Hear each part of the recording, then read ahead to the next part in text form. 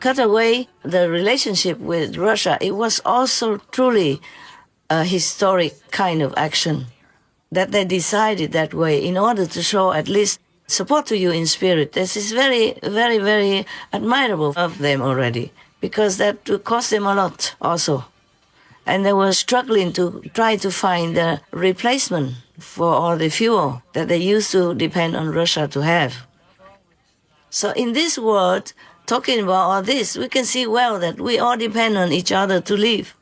And one thing I have to tell you honestly, without America's support, without President Trump, you will never, never, never have peace in your country. You might even lose your country.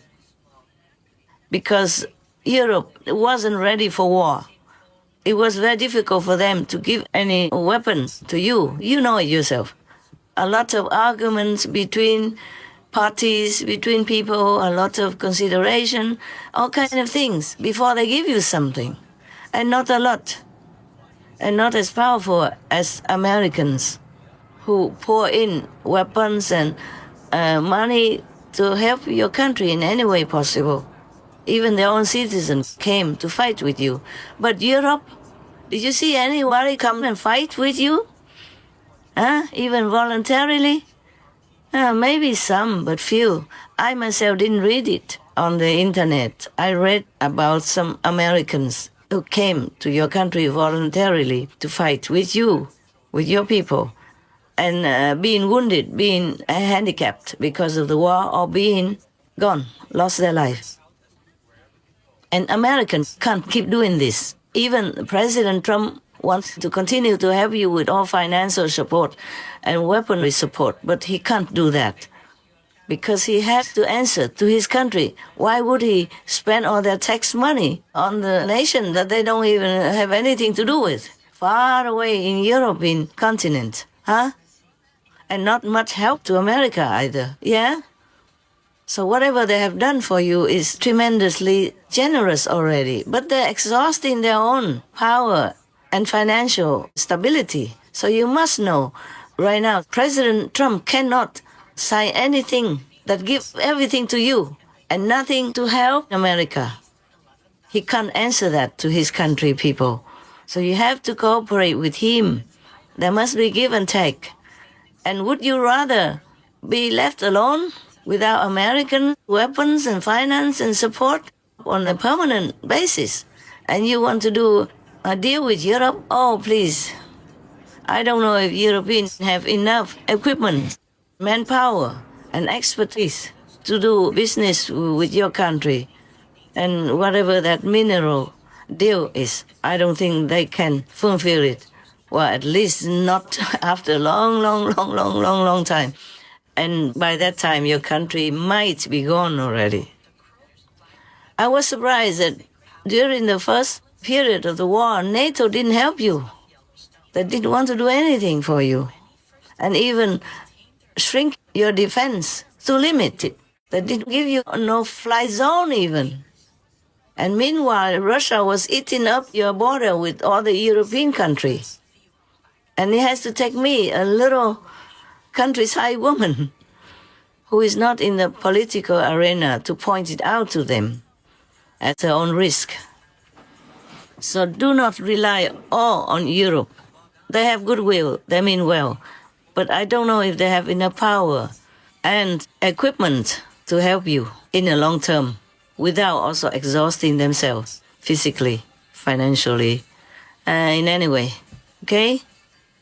The European people, the majority of European countries, they're peace-loving countries also. They are not born for war, except some World War I. World War II started by one or two countries, crazy people. But most European countries, including their leaders, even if they are bad, they don't want war. Nobody wants to make war. So they are not in the mentality to fight to death with you like your citizens right now or since the beginning of the war. They don't have such an interest to put all they have in war. And without that fighting mentality like what your country has right now, they can't win. They can't win. And you'll be left alone. And then your country will be gone. And that will be the most sorrowful, painful thing for you to live with until the day you die. After 3 years of war, how much suffering already. And now Europe wants to show their strength and to show that they are your friends, better than the Americans. How long can they support you? So think about that.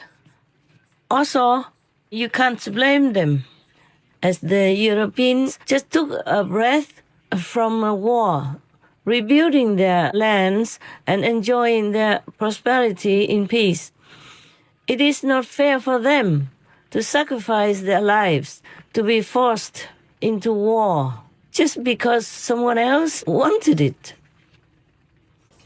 One man's pride is nothing compared to the whole country's wellness and world peace. So please, reconsider.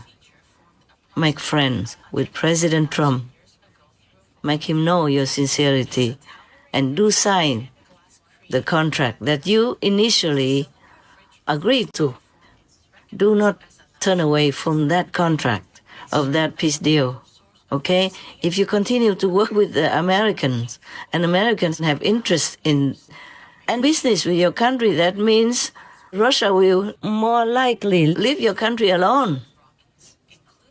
They wouldn't dare to make war with America. Please consider that. It's my humble opinion, but it's logical. Please consider. Please forget yourself. Even if you are a president and you're a hero of the country, and I even offer you the Shining World Award for bravery because I admire your courage and your passion to protect your country. But even then, we are nothing, President Zelensky, we are nothing. We're born with nothing, we'll die with nothing.